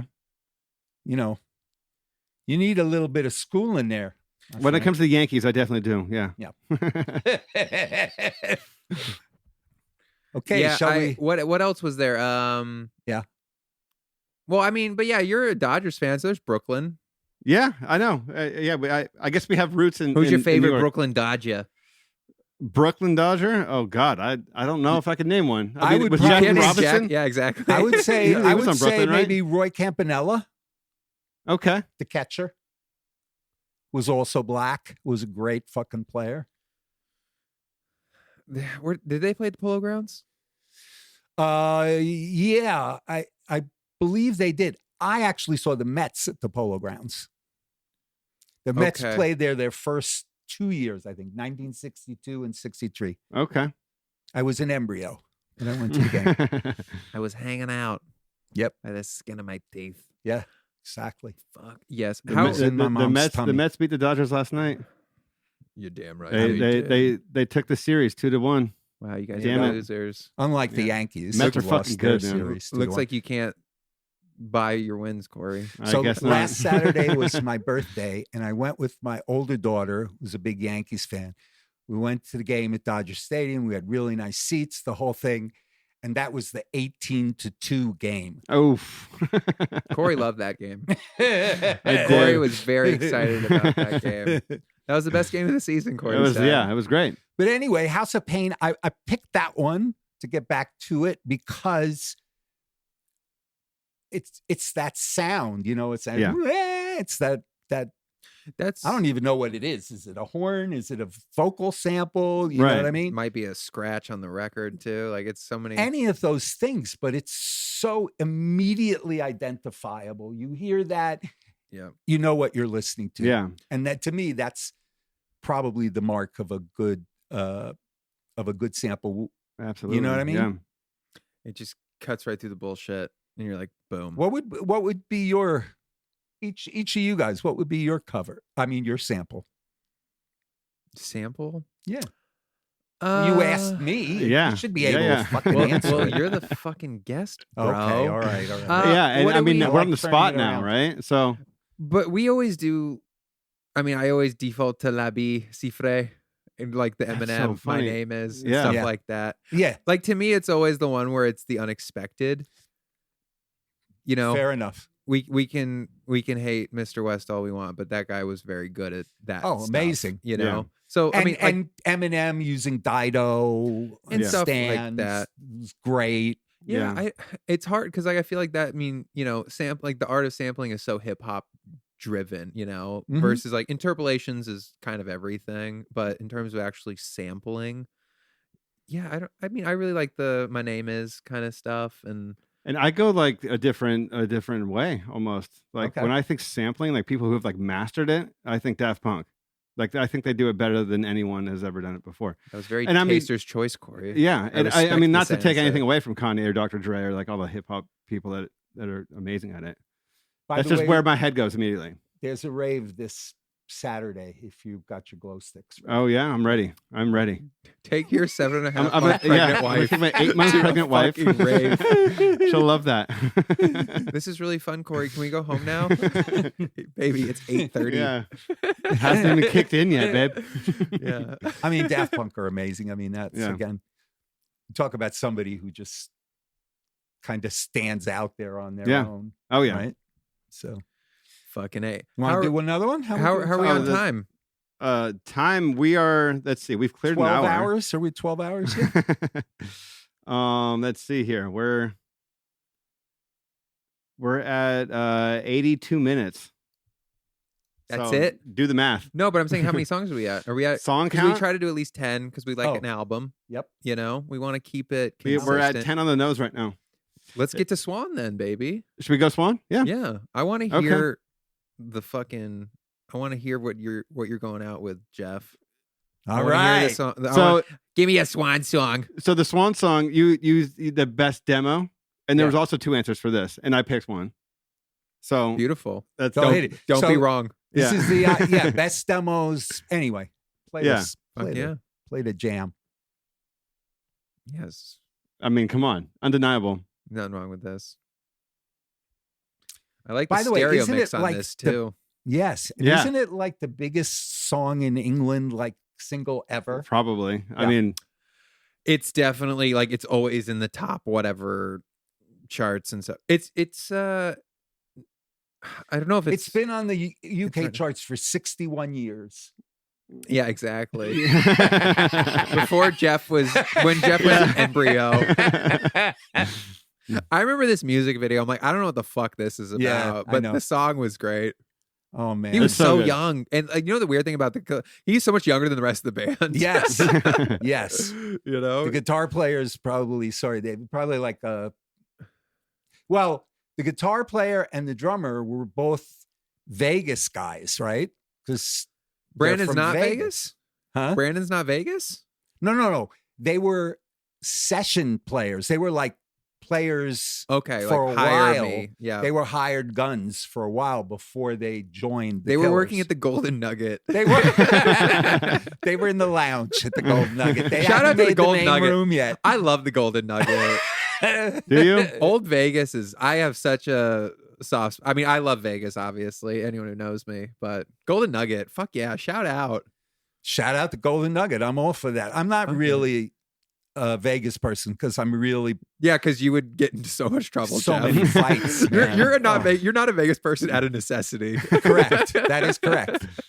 Out of my whatever there is left of my survival Well, instinct. if you ever go to Vegas, we'll put you in like one of those suits like Bubble Boy. Yes. Like- Yeah. Well, one time I was in Vegas on Halloween. Yeah. Okay, and I went as a juggalo. Fuck yeah, So you I had did. like the full face paint and everything on, and Oh. an ICP T-shirt. Oh, that's amazing. and the whole thing. And I got thrown out of the casino. No way. Yeah, want to know why? Because even on Halloween, you're not allowed to wear face paint in the casinos because They can't cameras recognize you. Can't do the facial recognition. Oh, of thing. course. So, Fuck them. so That's the not woman even who your fault. The woman who threw me out was a security guard. I said something not that nice to her, and Shocker. and she said to me, she said something not nice back to me. So there you go. But yeah, me in Vegas. Yeah. Oil and water. Because this is exactly. But I feel this like this band, is such I mean, a great.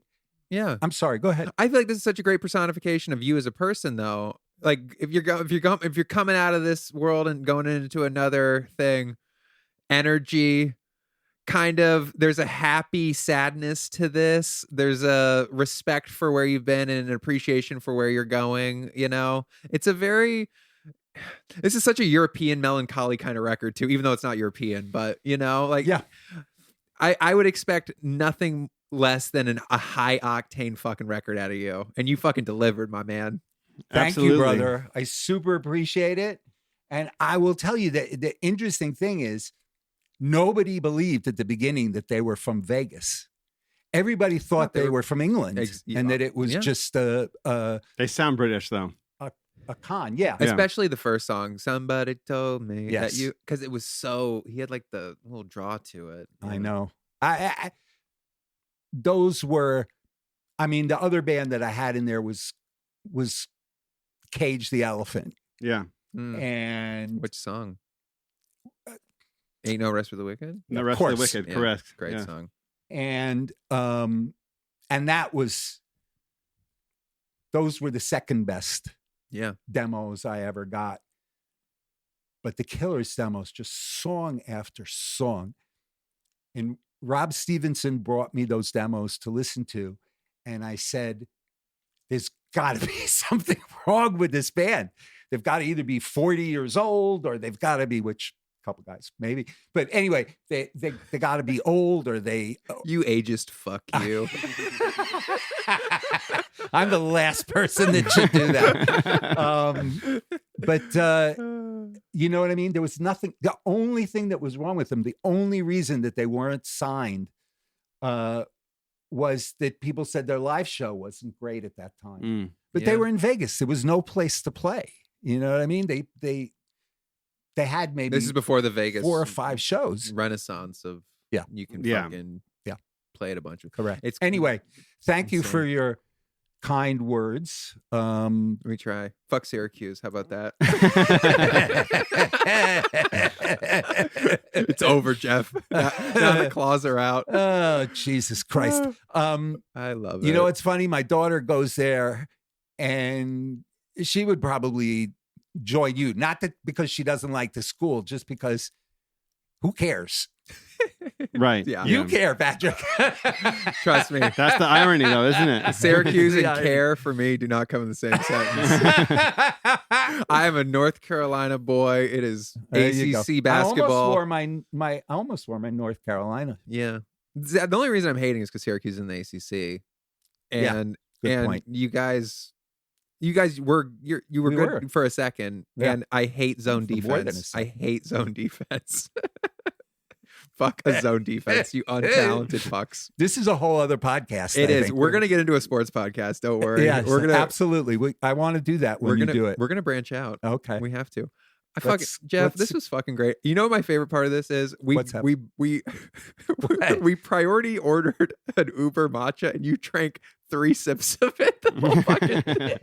I love you. And guess what? We delivered, bitches. But we got it. I am going to drink this. I know. On my drive home. Very slowly, I hope. As a son of European immigrants, yes, I make sure to never deplete my stock. Okay. And you're going to drink it slow. You're going to drink it slow so there's no bathroom breaks on the ride home. I'm appreciative of the effort that you guys put into bringing this here for me. And we love apps. And I don't know. I haven't even really tried it yet. I'm sure it's fine. I'm sure it's fine. Right over my head. This was fucking awesome, Jeff. Thank you for coming on. You're honestly, anyone who knows you loves you, and anyone who doesn't love you is a fucking loser. And fuck those people. The truth. You know, you're a good guiding light, and you know, I think in a world of being true to who you are, you still stand true to that, and people try to fucking, you know, get in the way of that, and fuck those people. You know, at the end of the day, there's nothing wrong with being authentically yourself, and even you know, the good and the bad that comes with that, you know. Right. And you're a good fucking dude, and you have great stories, and you're still fucking crushing it. And I fucking, thank you, bro. And and that's one of the best things about it is you still have your finger on the pulse after all these years, and you realize that there's just a zest. You have a want and a desire to discover new things, and that's what keeps you young too, and that's the beauty of this industry. Yes. Thank you, my friend. We can't wait for the book. The book is coming. It's coming. Do you think we're going to have something next year probably? Or? Yeah. Okay. If I make it that far, we're going to be good to go. Don't worry. We'll ghostwrite if need be. As finished by. Yeah. As told to. It's beautiful. I actually asked my agent if I should get someone to help me write the book. And he said, no, you are a very good writer, and so you need to do it yourself. And you have a one-of-one voice. What's that? And no one can replicate what's going to be like written from you. It's true, because my voice is part of it. It'll be very Chat GPT otherwise. Yeah. So, yeah. Hey, take all the time you need. God forbid. I need you to fucking put it out soon so we can. Thank you, bro. So we can laugh and cry and do all that shit at the same time, And I want to go to the Barnes and Noble at the Grove and watch you read a chapter. I'm gonna roast John Chen in it just for the fuck of it. Oh, and that man will smile. Shout out to John Chen. We fucking love you. Before we sign off, is there anything else outside of your book that you want to plug? Anybody, feel free. I'll use the opportunity. Yes. So, my artist and my friend, Jeris Johnson, who is on Scrappy Records, which is a label owned by a producer named Alex Sacco. Shout out to Sacco and myself. And Jeris is crushing it. Mm-hmm. And he is self-proclaimed future of rock. There we go. And there we go. And the Nirvana that is. The interesting thing is that he also has gotten the songwriting bug and has written for a number of other people, including the Falling in Reverse Jelly Roll song, All My Life, which was, if you haven't heard, it's a great record, and it was a huge active rock record. But anyway, Jeris is doing great. My producer client, Tim Randolph, co-produced the Cat's Eye single Gnarly, which is at 75 million streams in 5 weeks. But who's counting? And counting. And yeah. I'm counting. Yeah, I know you're I'm counting, motherfucker. Counting. Oh, yes, We're counting. auditing. Tim, I'm counting. And he's doing great. And he's just a brilliant, creative maniac like the rest of us. And also on my label, I have the wonderful Bestest Human Being, Roses. And she's gone public with this, so I can say it. She was recently diagnosed with breast cancer. And Liz, we love you, and we know you're going to get through this. And she's an awesome writer, as I think most of us know. And I have Landon Cube, who I managed for many years, is on the label.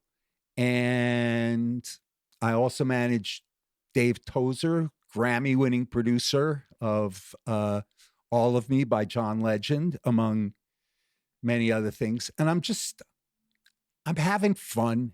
Everything I'm doing is independent. Yeah. And it's just, I dedicated my life to this. You know what I mean? It's just was a decision I made a long time ago, but I was going to be damned if I wasn't going to have a good time doing it. And appreciating how lucky I was to be able to do this for as long as I have. And I think one of the biggest problems that I've seen with the younger people who I don't think have as many mentors and as many role models of what it really takes right. Do you know what I mean? I think they sometimes take things for granted. I mean, we all do, in some form or fashion. Yeah, it's more fast food these days in certain respects. Yeah. But anyway, I'm going to stop now, but just say, yeah, I love MXM. There are many people here that I love most of the time. And some people here I love all of the time. Yeah. Which includes Patrick and Corey. So thank you guys. Yeah. Thank you so much, Jeff. Fuck yeah. We love you, Jeff. That's Love the you, pod, man. everybody. Let's we'll talk to you soon. Let's go. Warriors. Subscribe. Love Subscribe. y'all. Bye. Follow, whatever it is you do with a podcast.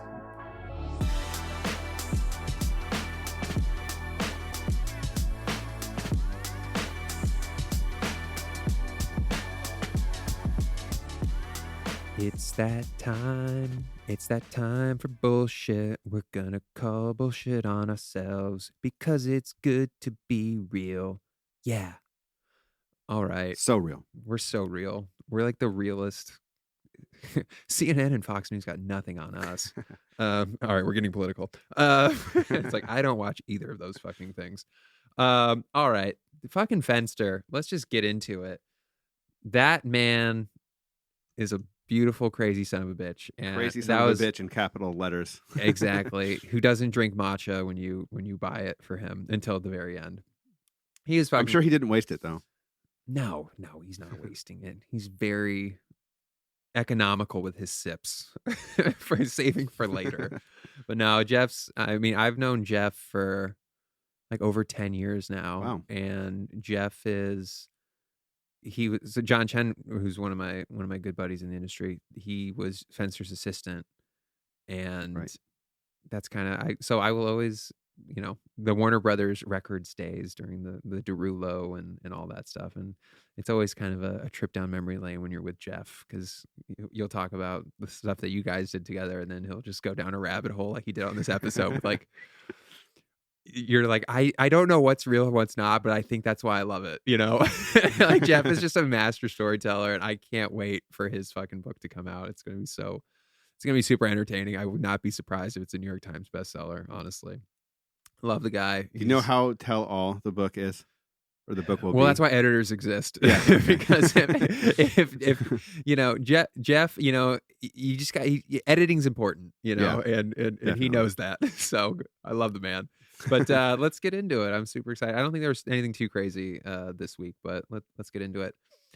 When we were talking about pop stars and American pop stars, I proceeded to list Canadians. I listed Shawn Mendes and Justin Bieber, and I wrote Shawn and Biebs Canadian. Lol. That was my note. So yeah, I'm stupid. But they broke in America. I see how you could. Saskatchewan is like, we're gonna fucking come after you, Corey. Don't you? They're too polite up there. They are polite, but I mean, Canada is one of those places, one of those countries, like so much talent. Yeah. It's probably because the weather sucks. It's just like Swedes. Probably. And a lot of talent that is not slept on, but they're not like broadcasting that they're Canadian a lot of the times. Like Alanis Morissette, like, I don't know. I didn't know she was Canadian until I was in my 20s. I was like, oh, okay. Nice little fact about Alanis Morissette. That's probably why her and Ryan Reynolds dated. Yeah, probably. Yeah. Fellow, I don't know, the Canucks. I know it's a hockey team. Yeah. Yeah. They're a whale. I don't know what the fuck that means. All right. What next? So patent and trademark. So yeah. What's the difference here? Okay. I'm going to get a patent definition. See, we're going to do all this in real time, people, because we're not here to overdo this in terms of prep. We don't need to overthink. Let's see. anything. A patent is a government authority or license conferring a right or title for a set period, especially the sole right to exclude others from making, using, or selling an invention. So that's like Shark Tank, It's like I have this patent lever and all that shit. I think we were talking more trademark than anything. Right. So it's more like intellectual property, right? A trademark. I always think it was like when LeBron tried to trademark Taco Tuesday. Yeah, so trademark, a symbol, word, or words legally registered or established by use as representing a company or product. Pat Riley did three-peat Really? Yeah. Tell me about it. He had, he was just, let's see. I'm going to look up the Pat Riley three-peat. Let's go. Three-peat trademark. Let's see. Pat Riley's three-peat, a trademark victory. Through his company, which requires entities like the Kansas City Chiefs to pay licensing fees for commercial use of the phrase. He secured the trademark in November of '88. That man was just Wow. that was ahead of it. I don't know. Wow. I obviously, I love basketball, but I don't remember. Did the Lakers win 3 in a row back in? Not back then. I think the first one was like the Shaq and Kobe run. I think. Was it? People are just like, let's fact check the fact check right now. List of Lakers championships. People are like, this is a music pod. Well, guess what, guys? There's a lot of sides to me, okay? There's a lot of sides to me. No, they didn't. It was 85, 87, 88. But 88, he was getting greedy, and he was like, we're going to fucking do it. No, but they skipped 86, though, right? They did not win 86. Okay. I think he was like, we're going to win in 89. And then, like, I think that was like Isaiah Thomas and the Pistons said, no, you're fucking not. So, but hey, at least he had the foresight to do that. I mean, smart. Yeah, definitely. Super smart. All right, where are we next? We were going to look at Can You Dig It? What is the name of that guy in the Warriors? All right. Roger Hill is the name of the guy who played the character Cyrus. Okay. So the Cyrus origin story is going to be coming soon, people. I completely believe that to be a thing. And we'll see if we can dig it. Yeah, and we're also Jeff's "Can You Dig It" was very loud, but we're not going to adjust that in the mix. No. It's distorted, and we're fine. We're going to let your ears bleed. That's true fandom. It's our version of podcast moshing. All right, what are we next? Who invented the slap bass? Jeff was saying Larry Graham. So Larry Graham. It says Larry Graham is credited with inventing the slap bass technique. Yeah, we're not too surprised, are we? Yeah, while he was with he brings the funk. Sly. Exactly. I don't know enough about the slap bass. I know like it's just like the thumb is doing so much of the work. Yeah. That's pretty much the extent of my knowledge of slap bass as well. That and I Love You, Man. Yeah. Slap a bass. Why do you sound like a leprechaun? Yeah. Why does everybody say I sound like a fucking leprechaun? I need to rewatch that movie. Shit. All right, where are we next? Eric Sermon and Redman's label. All right, Eric Sermon and Redman's This is a throwback. All right, what do we got here? Has been associated with several record labels, both as a member. Let's see, there was Def Jam, DreamWorks, launches independent label for the release of his album Go, and plans. It's like, all right, dude, I think that was past the point. All right, looks like he's best known hip hop group EPMD, his production work. Let's see. Labels: Fresh, Priority, Def Jam, DreamWorks, J, Universal, Caroline. Man gets around. So the Fresh Records was, let's see, it was a New York City-based independent record label from 85 to 92.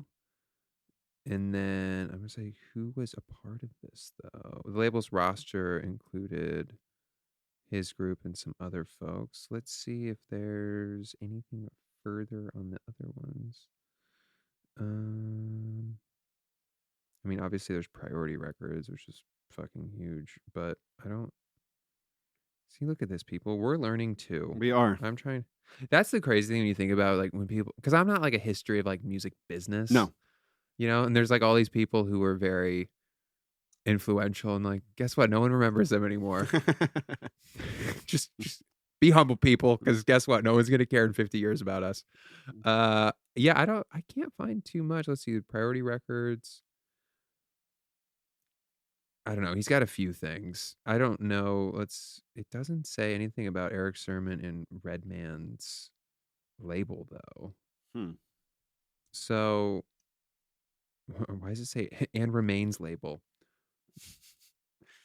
It's like, yes, that's exactly what we're looking for. Record labels. Yeah. I don't know, folks. We're looking for it, but I think it's just one of those. If you want to do more research for it, God bless you all. Let us know, honestly. Yeah, but you learned a bit about some other record labels that aren't necessarily what we're talking about. So hey, A for effort, Yeah. C- for execution. It's like, yeah, we're a So B masterpiece and a average. work. We're a masterpiece and a work in progress all at the same time.